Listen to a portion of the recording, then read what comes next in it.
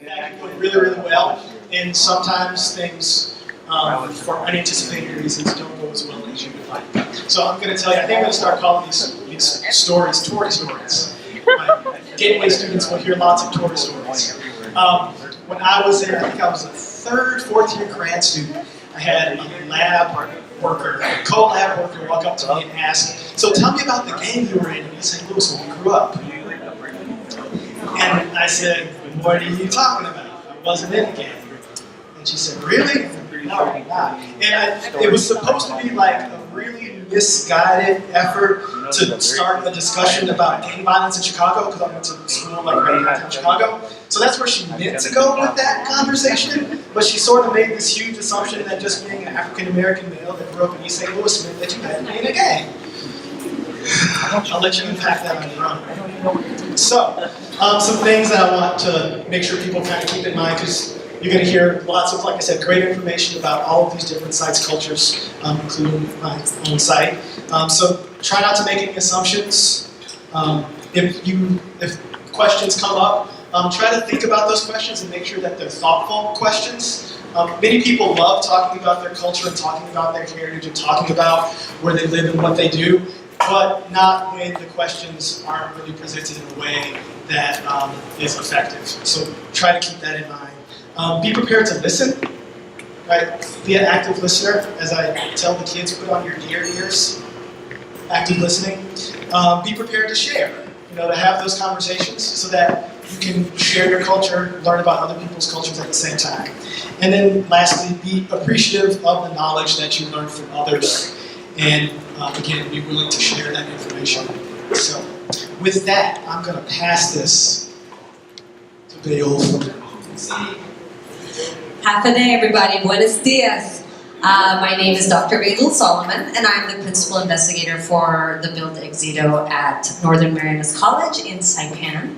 And part of our team also, we have Ms. Lorna Laban over there. She's our curriculum development faculty person as well as our career mentor. And I believe you met Mr. Roland Marar, who's going to be back there performing. He's also our career mentor. We have our students here who have prepared, what do you call it? They've come up with and practiced this awesome presentation for you all today. And without further ado, I'll pass the microphone on to Michael.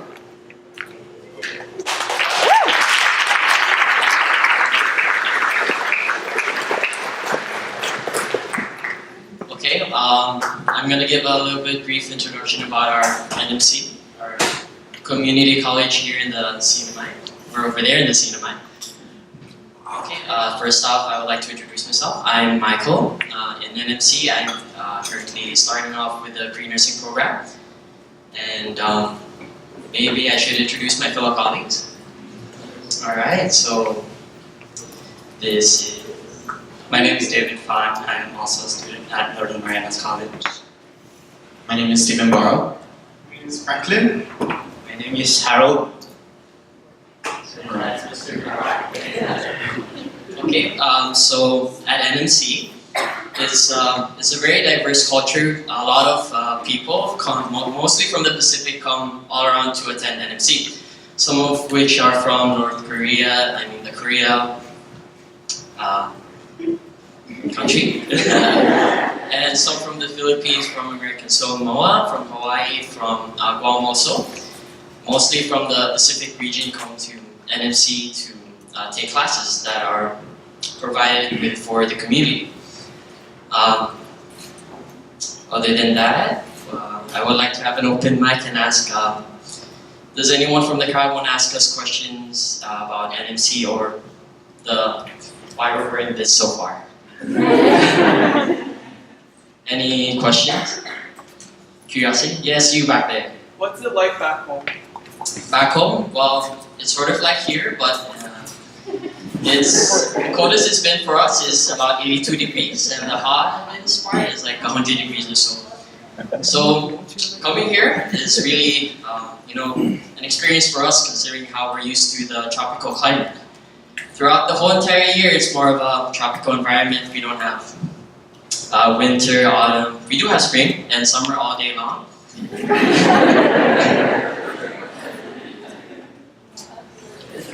It's actually summer all year long. And instead of sunset, our sunset usually occurs around 5 to 6 p.m. instead of 10 p.m., which actually surprises because we were actually planning to go home when it's sundown, but we didn't know it was 10 p.m. Sunset.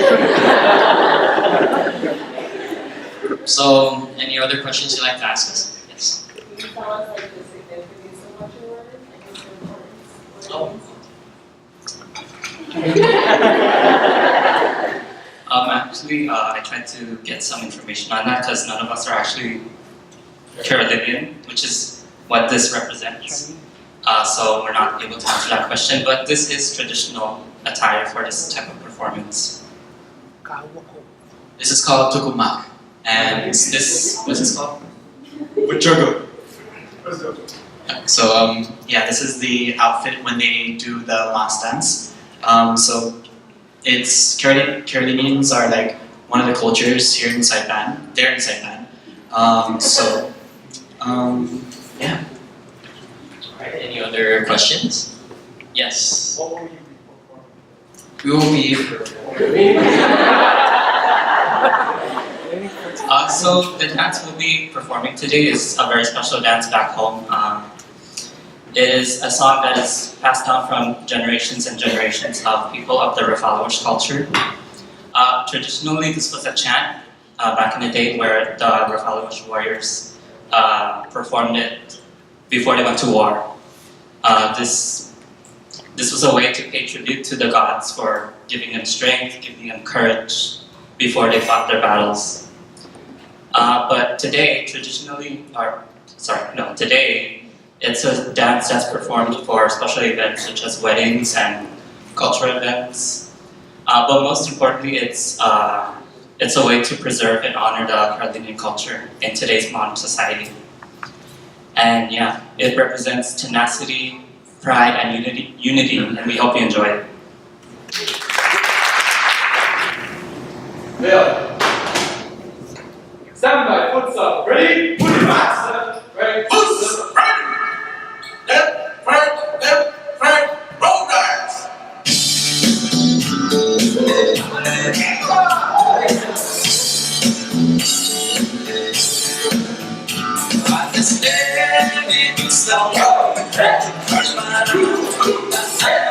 This baby on the road.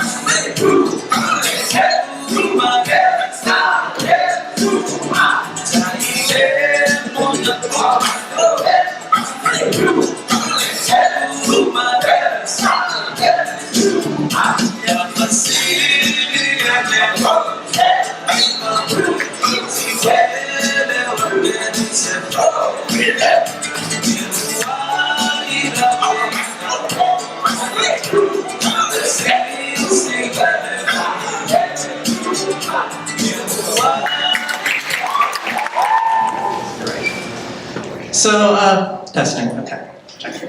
I had my aunt come up over the summer last year, and we picked her up from the airport, and she got in the car, and we were driving home to my house, and by the side of the road, by the highway, she saw a bear, a black bear, so it's a little one, it's not like the big brown ones or the Kodiak ones that you hear about, and she says, "What's that doing there?" And we said, "Well, you know, there are bears, there are moose, there's wildlife, it just happens." She said, "Oh, okay." So she was quiet for the rest of the ride, and we got back to my house, and a little while later, maybe even an hour after we'd gotten back to the house, she came up to me and she said, "So what do you do with them? What do you do with all the bears and the moose and stuff?" And we said, "Well, what do you mean, what do you do with them?" She said, "Do you put them in pens? Do you put them down? Do you have to go put them somewhere else?" We said, "Well, no, that's just Alaska. We deal with it, we live with it." She said, "Well, aren't there attacks?" And as it happened, actually, a month after she departed back to where she was from, there were 4 bear attacks in 1 week. So yes, there are bear attacks. And that's just how life is in Alaska. There are a lot of dangers. There's bears, there are moose, there are avalanches, there's really bad weather too. I just heard a story about a car breaking down at -50, which doesn't necessarily sound too nice, or sometimes your block heater goes out and you just have to be 2 or 3 hours late to work or to school, and that's how it is. But these environmental hazards, in a way, provide fun and activities as well. There's snowboarding, there's skiing, there's hiking, there's fishing, there's camping, there's extreme surfing, as I found out, in really, really cold water. It doesn't sound much fun to me, but people get kicks out of it. And that's what people get their kicks out from. So this combination of this natural beauty, the splendor, Denali, all these mountains, all these rivers, as well as these extreme sports, really bring a diverse people to Alaska from all over. We have, do you mind if we go through our line and just say where we're from? I moved to Alaska 16 years ago from Egypt. Yeah. So I'm born in Somalia, but I came from Egypt in 2014 before I came to Alaska. My name is Samir. I was born and raised in Anchorage. I moved 6 years ago from Chihuahua, Mexico. I moved 15 years ago from Skopje, Macedonia. I am Barbara Sikpayuk, and I'm born and raised in Alaska. I'm Conrad Daly, and I was born and raised in Cincinnati and came via Colorado. I was born and raised in Alaska and I live in a little town called River. It's right outside of Anchorage. It's a very accurate name. I moved to Alaska 2 years ago from Hawaii. And I was also born in Anchorage, so nothing exciting there. But the point I'm trying to make is that it's very diverse, and there is no single culture that can define Alaska. I think the closest thing we have to one common factor is that we're all sort of subject to the weather, to the conditions, to the wildlife, to that sort of thing, and that not only shapes our lifestyle as a whole, but also our college experience, that we have so much diversity, there's so many backgrounds, there's so many different ways of thinking here, that it just provides a melting pot that, well, I can't say I've had a wealth of experience, is very unique, at least for a college experience. So,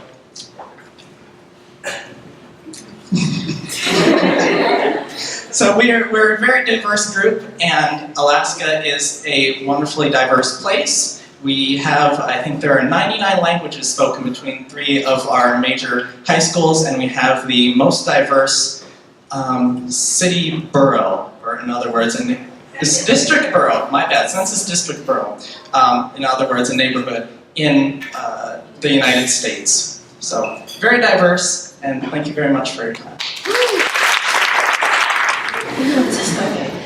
Before we start, I would like to do a little warm-up first. Okay, Samoan warm-up. These guys are gonna demonstrate what we're gonna do. We're all gonna do it together, okay?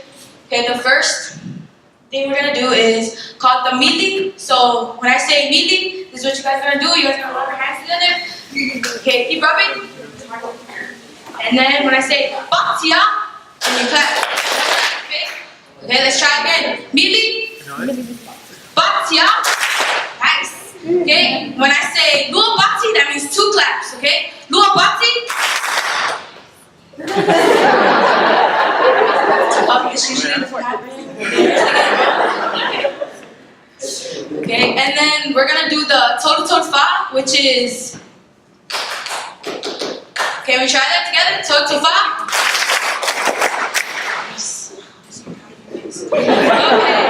Okay, we're gonna start from the beginning. Mili, mili, mili, mili, mili, mili, mili, mili. Batia, batia, lua bati, totoba, totoba. You guys almost got that one. And then the last one is I say, hey, hey, we all say EXITO, okay? Hey, hey. EXITO. Okay, we're gonna start one more time from the beginning, okay? Okay.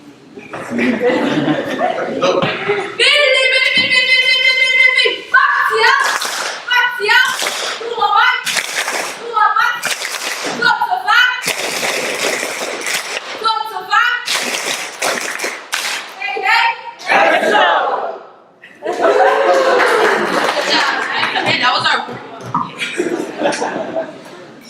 okay. 1, 2, 3. Greetings and top of the level. My name is Darius Shimasaki. My name is Chloe Tuawo, and I'm Shirley Namatu. And we are from the American Samoa Community College. Cohort 4. Exit. Oh, failed exit. Sorry guys, they're American. American Samoa consists of 7 islands. Tutuila, Ta'u, Ofu, Oloseno, Rosenthal, Swains Island, and Aulu. Within the United States is an unorganized and unincorporated territory, alas, the only territory in the South Pacific. With a population just over 57,000 people, American Samoa spans only about 76 square miles, and it is quite literally a dot on the map. American Samoa is noted for having the highest rate of military enlistment of any U.S. state or territory. As an unincorporated territory and unorganized, for example, we don't pay federal taxes. We keep our own communal lands, and we have an affiliation of our own culture within our government, which is called the Matai system.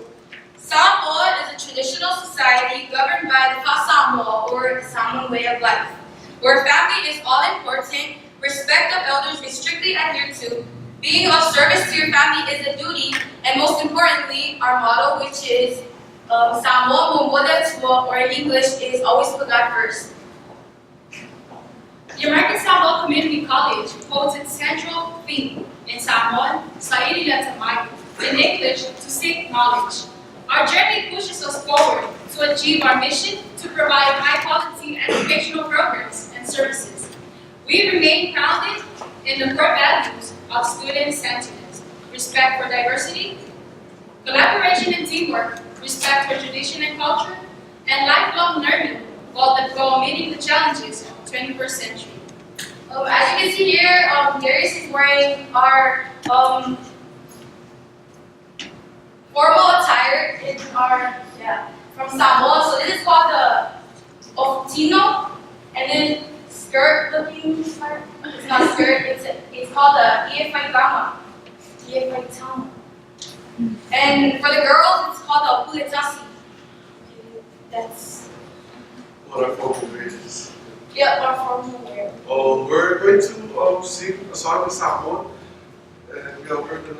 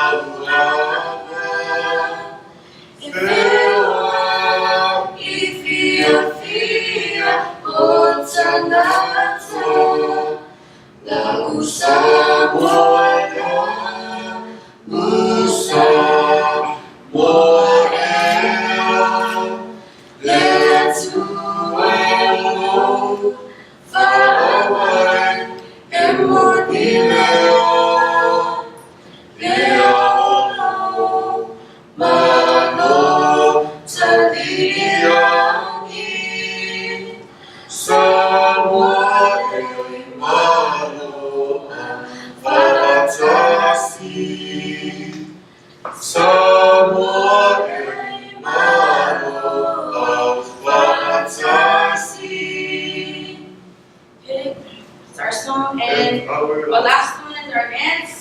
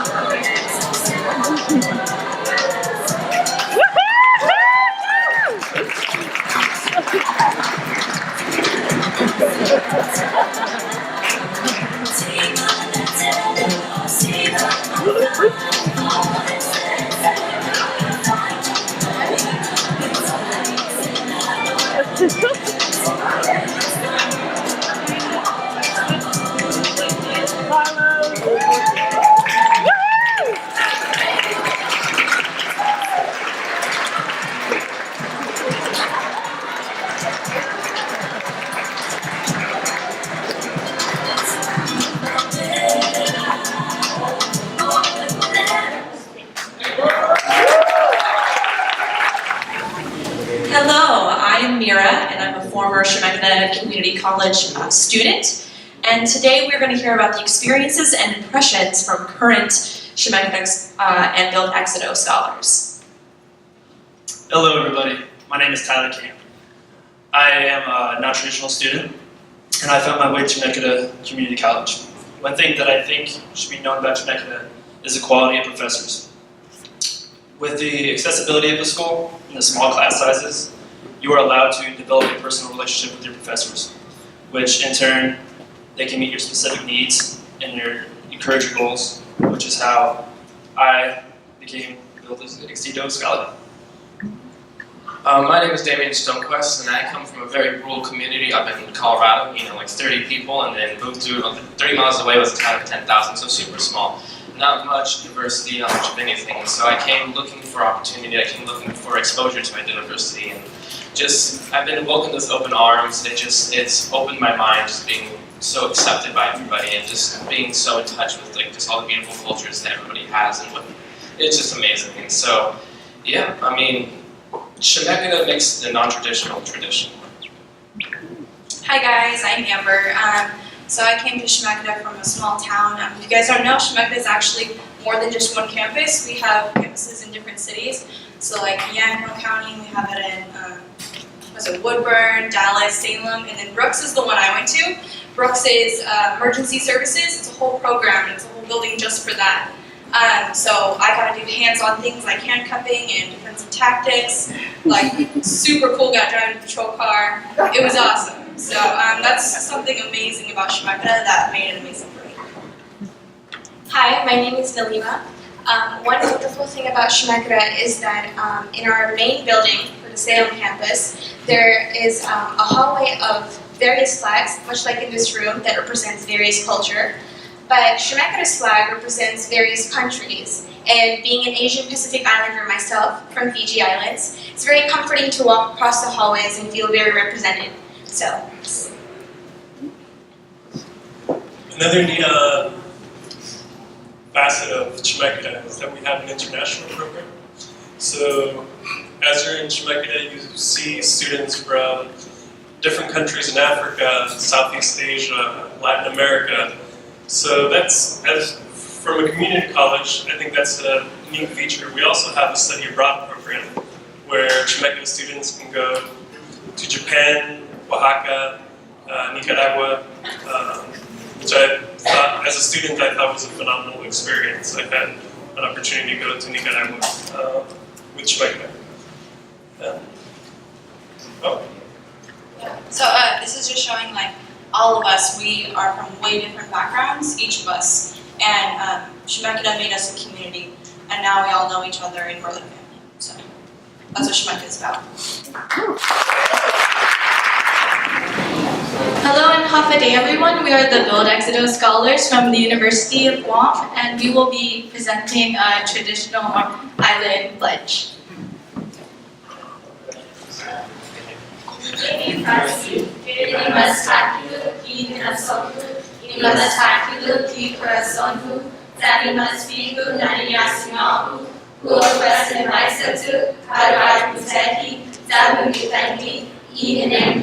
Ikotura, Ilewaki, Iiri, Ihadam Zalitana tomorrow. Ine Shaku, Tiretu, Inazuasata, Estigua Figma, Kihilu, Zanadanaku, Inadanawahan.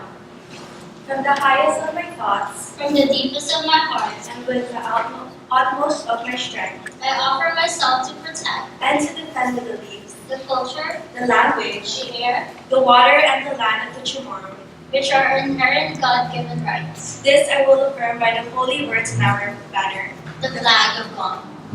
Guam is a U.S. territory, and the Guam's population is about 160,000 people. So what we've just recited was the Inifresi, and Inifresi in Chamorro, which is the traditional language of Guam, it means promise. And as the English version has said, we strive to protect and defend our island beliefs and culture.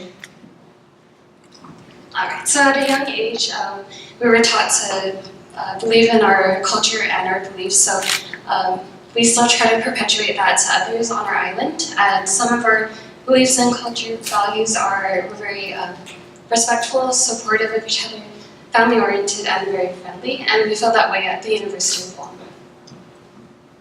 And the university's mission statements are Ina, Descubri, and Sepi, which mean to enlighten, discover, and serve. The university is made up of 3,500 students, mainly from Guam and from outer islands.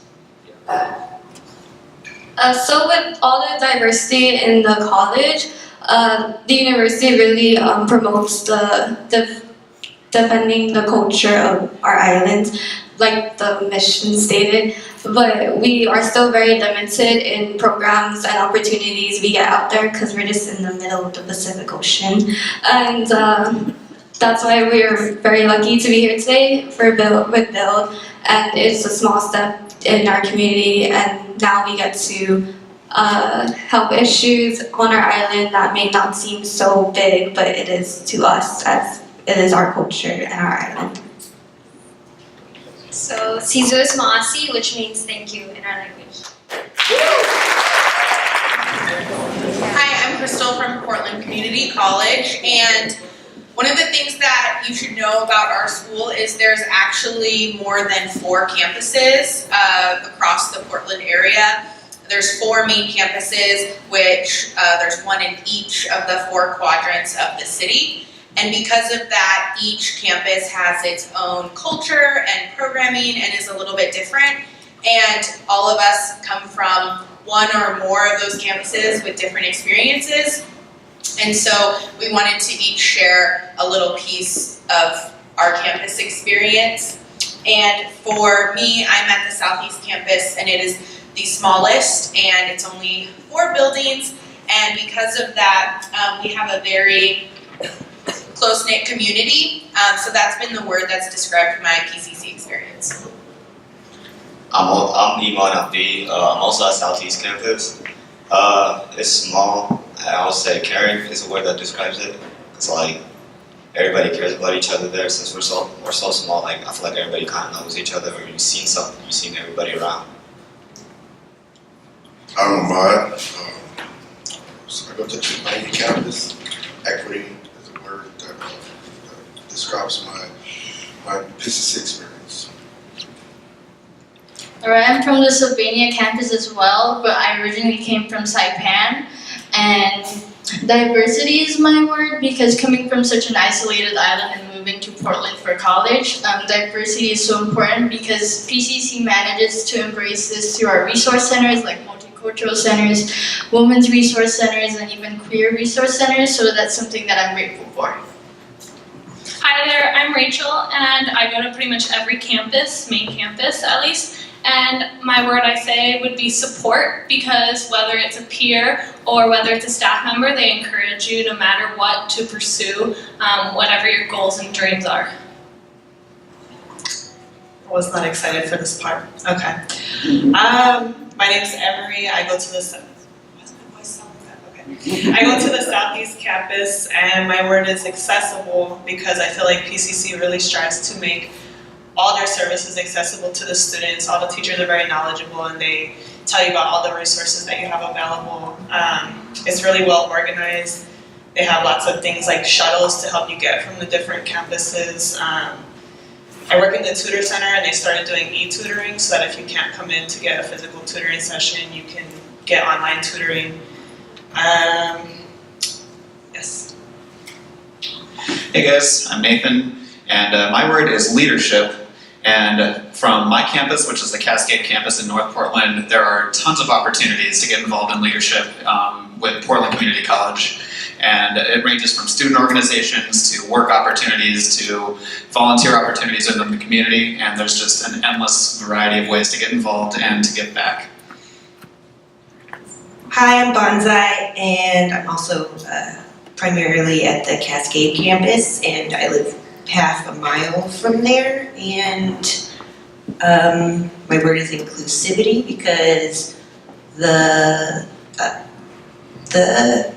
PCC has campuses everywhere, and it's so micro-local that every community is can be have access to it, and everybody feels as if they can take part in that, and PCC takes pride in that aspect of it. So. Hi, my name is Phil, and this is really loud.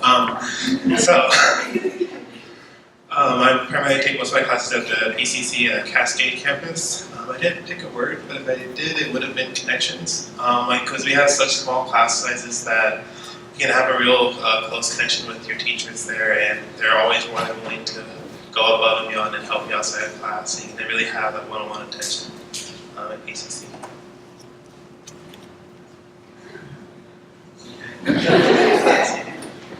My name is Adam, and I also spend most of my time on the Cascade campus. My word is opportunity. A non-traditional student returning to school after a number of years away from college, and most I was hoping for going to PCC was just a place to take care of some lower division courses and then move on to a four-year university. Just trying to get out of a career that I was very unhappy in. But since then, a year has passed and it's become a place of employment for me.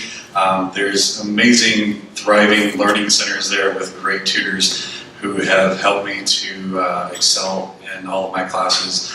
Everyone there is extremely helpful, instructors that want to see all of their students succeed and put forth the greatest effort that they can to try to make that happen.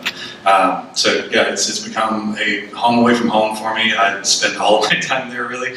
And it's just been an amazing place to facilitate a lot of growth. So I'm very appreciative of PCC and feel very fortunate that it exists.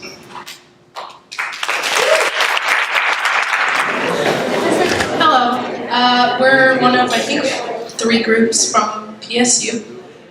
So the biggest thing that we were talking about in regards of what PSU means and what PSU is our PSU motto, which is let knowledge serve the city. And I think that's really unique to Portland State because not a lot of other campuses or colleges ground themselves in community development, and a lot of our core curriculum is surrounded by this idea that we're here to learn in the classroom and then apply that knowledge outside and help better our community and communities outside of Portland, like Hillsborough, Beaverton, and really just make Portland a better place and more inclusive for everyone, which is one of the reasons why I chose PSU, is because that sole fact that we care so much about others and care so much about making the world a better place. Exactly, and along those lines about world, one of the greatest things that PSU has to offer is the community we have. We have a wide demographic of people that come here, whether it be age-wise, ethnicity, whether your sexual orientation. A lot of people from a lot of different backgrounds come here, and even though Portland has been historically white, the PSU campus itself does not feel like that. It feels like there's a whole world there, and there's lots of people represented. Another great thing about PSU is that we have a bunch of cultural centers, like the MCC, PIA, like every single culture is represented here, and that's one of the greatest things that PSU really has to offer. Yeah, so with so much diversity within Portland State's community members and students, there's a big diversity within its resources. So there's a lot of different resources centers like the DRC and the Women's Resource Center and many different cultural centers. And there are many different events that are held on campus, many of them hosted by those resource centers, many fun opportunities to go meet other people. One thing that is a challenge for commuters, which a lot of people from our school are commuters, is just finding those resources and making it onto campus and connecting with other people, because there is that kind of geographical separation. But if you really put in the effort to try and meet other people, there are a lot of opportunities to feel at home. Another thing about PSU that we all really like is whether you're in a 400-person lecture class or in a 15-person writing class, the professors are all most of them are doing research in their own fields, which makes them so passionate about what they're teaching, and that kind of helps them help you, which is something that we really like about PSU.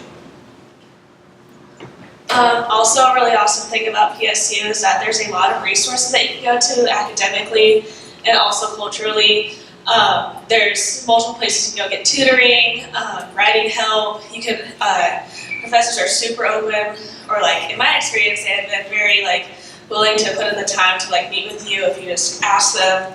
And it's just a really awesome community, especially as like a science major, to just like connect with a lot of people and get close to your professors. One last thing, it's downtown, so there's lots of food. Thank you. Okay, so hi, we're the second smallest group. And something that we felt that really, I guess, would represent the PSU culture is like it's really welcoming. So it's really a diverse campus, to be honest.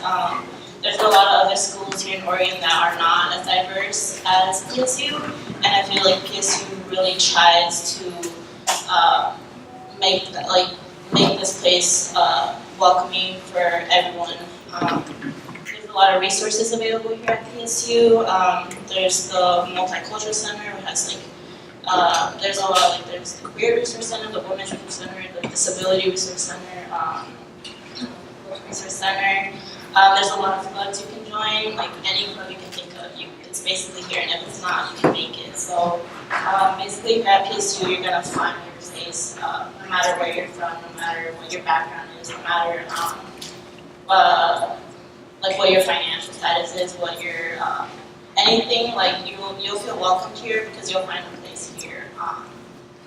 Something else that we talked about was how it's a commuter school. So basically, like as you notice, there's a lot like the MAX station is right there. There's like buses like everywhere basically. You can use this for free if you're a PSU student. So basically, you don't need a car to be here. You can go anywhere. Something else that we said was that the professors are really they're really caring. So even though PSU is a really, really big campus, if you go, so there's office hours for your professors, and if you actually go and talk to them, they're actually like really caring and really helpful. And like once you get that like one-on-one kind of interaction with those professors, like you're like one of the 100 students that are there, you're gonna stand out, and you're gonna be able to open up resources for yourself here at PSU. So, like finding a career later on when you graduate is going to be a lot easier process because of the resources that we have here. PSU is also associated with OHSU, and so like going to become a doctor or something like that, something to go in the medical field, like it's going to be a lot easier if you start connecting with people here at PSU, making a community here at PSU. You'll be able to get yourself in the community here in just Portland overall. Something else, like the other group said, food. Portland is known for food carts, and if you just walk around all over here, you're in downtown Portland, so you're gonna find lots of food carts, food from all over the world. Anything you are craving, you're probably gonna find it somewhere around here. Also, there's Starbucks like every block, so if you want coffee, you ate in classes, you're gonna need that. PSU is not known for sports, so a lot of colleges are known for their sports teams. PSU is not, but sports are cool too, and we have those a lot here. And yeah, I think that's everything basically that we said, and I don't know if there's other people that want to like add something to it. One of the things that I hear a lot from like other PSU students is that like a lot of people didn't have a lot of like community where they came from, but then like coming here, like it's a really easy place to find somewhere to be. Like there's a place for everyone here, and I always thought that was really amazing when I first came. Yeah, I agree with that.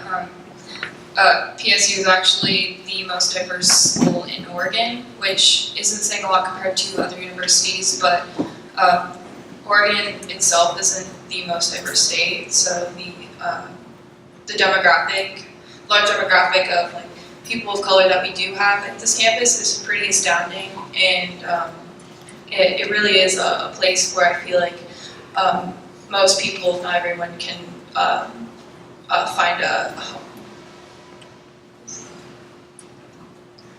Hello everyone. Well, I am glad that I chose Portland State because, as one of my friends said, it is really diverse and it supports the minorities through several programs such as Access, Ganas, Empower, Residential Equals Access, and Diversity. So, yeah.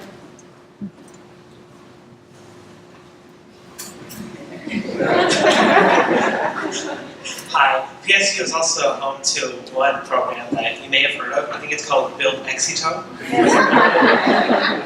So yeah, there's a lot of resources here, and a lot of places you can go. Starting off as like an undergrad, you can really branch out to so many different places.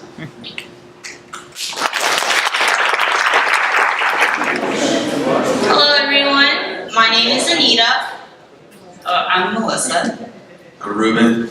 And we're from PSU. Yeah. So we're trying to keep it brief since we're kind of reiterating the same information as the last two group. So as you guys already know, this is PSU. We're located downtown in Portland, which offers us a wide variety of different opportunities.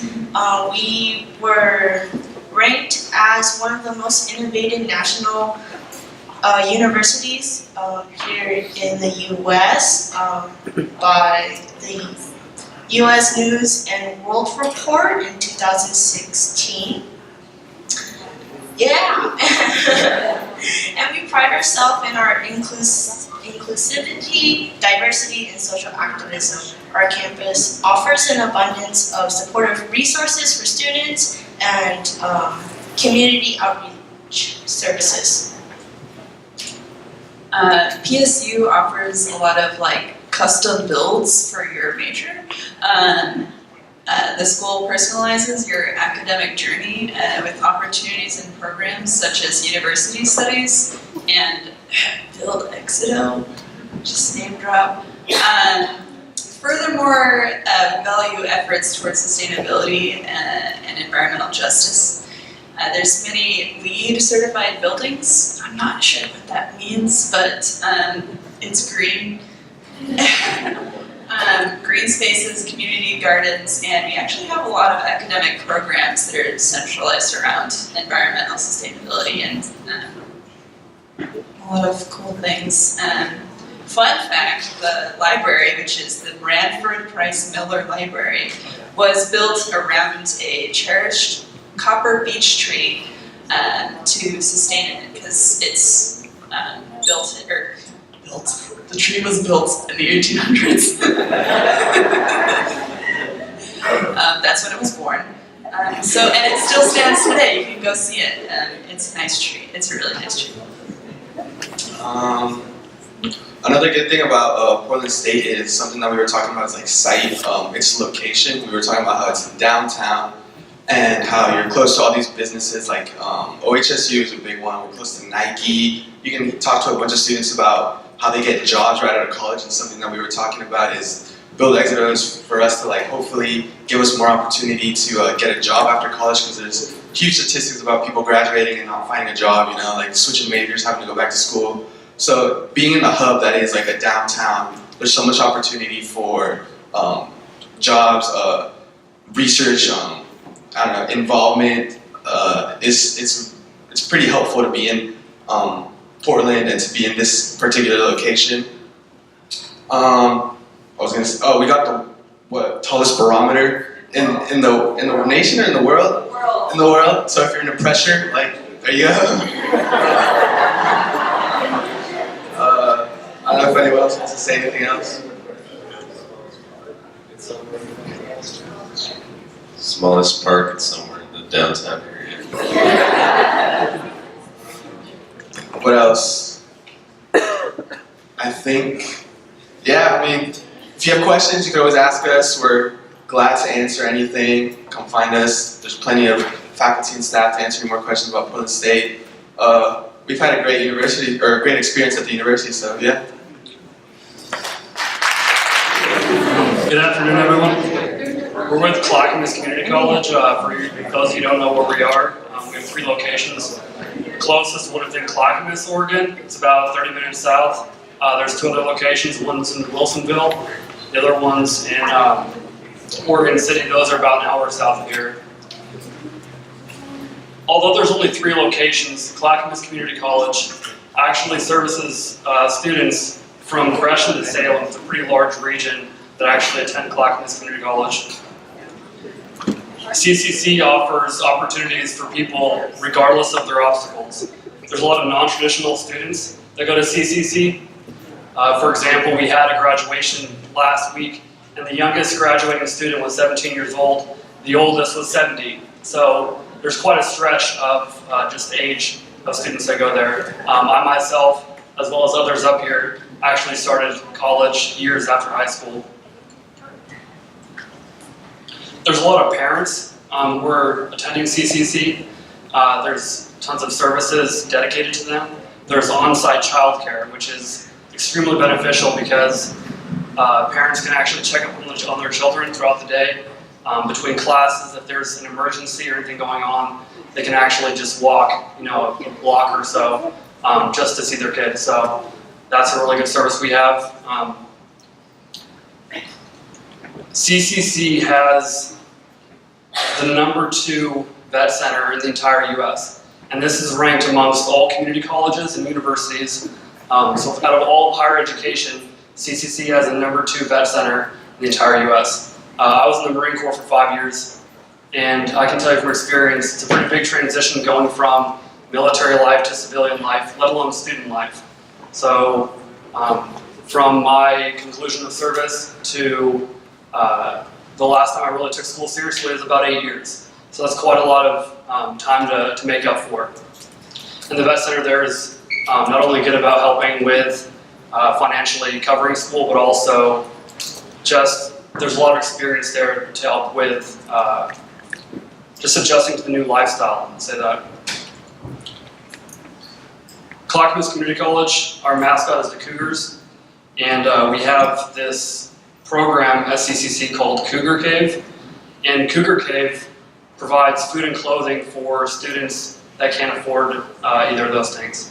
So there's a lot of people who are living in poverty who attend CCC, and there's this resource we have that offers clothing and food, and even there's programs for like hotel and temporary living arrangements for those who are struggling financially. Our library is called the Dot Learning Center, and there's tons of qualified tutors for math, science, and writing. They're easily accessible, they have great hours. But on top of that, the professors at CCC are very attentive to students' needs. In class alone, they adapt to the class comprehension, so they're not running a class with a rigid structure, just pushing through course curriculum. They're actually analyzing the results of each test and seeing where the holes are in knowledge. And then depending on that, they're adapting to the needs of the students and putting extra time in where necessary. The professors at CCC are available outside of class as well. I was telling some of my cohort members that my first term at CCC, I was in one science class that I spoke to 10 professors or so outside of class just asking questions, because regardless of if you're their student or not, the staff there is always willing to pass their knowledge on and help you out with the curriculum. CCC has great counseling services. There's something really unique about CCC. They have a guitar in every single building in all 3 campuses. And the point of this is for students who get overwhelmed with the workload and with just life stressors outside of school, they can take a break between classes and they can sit down and play guitar. And if they haven't had experience with guitar before, there's resources there to learn how to play guitar. The counseling services also has great programs for those struggling with addiction, has great suicide prevention and sexual assault prevention.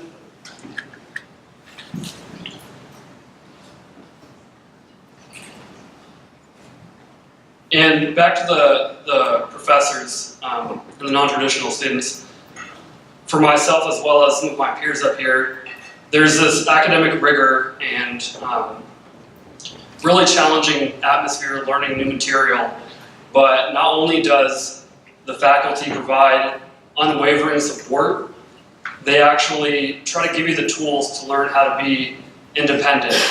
So they don't just support you in your direct needs in learning the material, they actually teach you how to study and how to learn more on your own and how to actually be capable of educating yourself.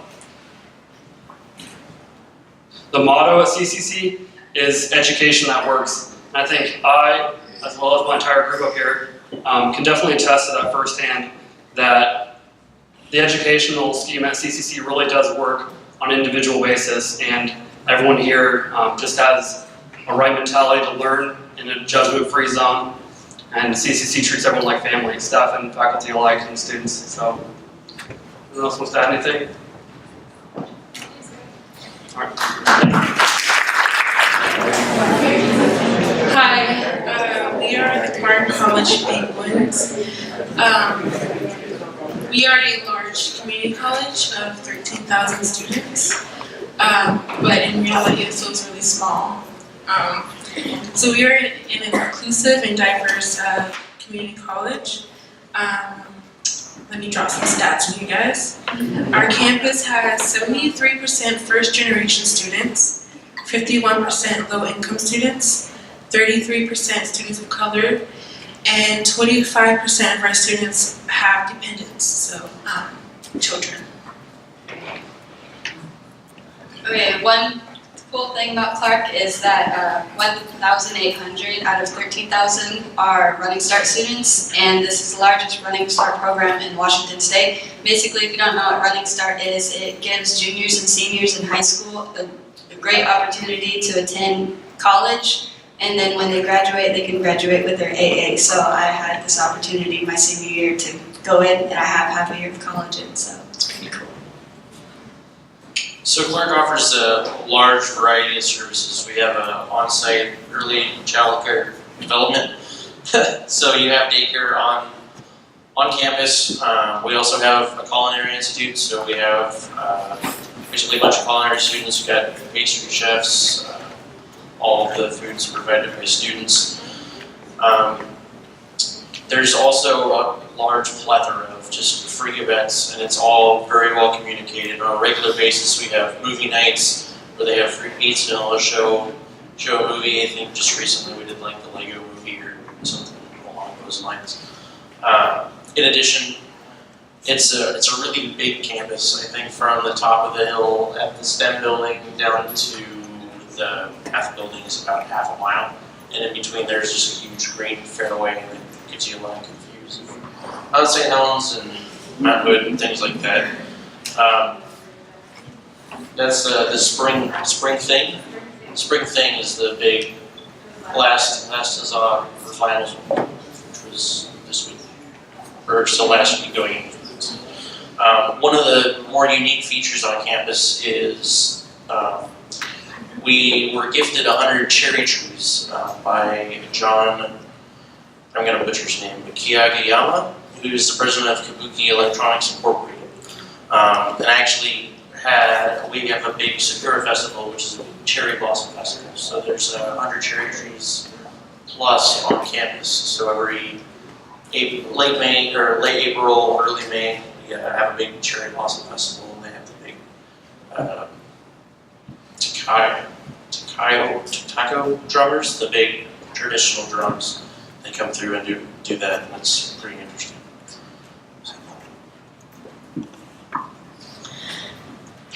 Clark has an amazing new STEM building.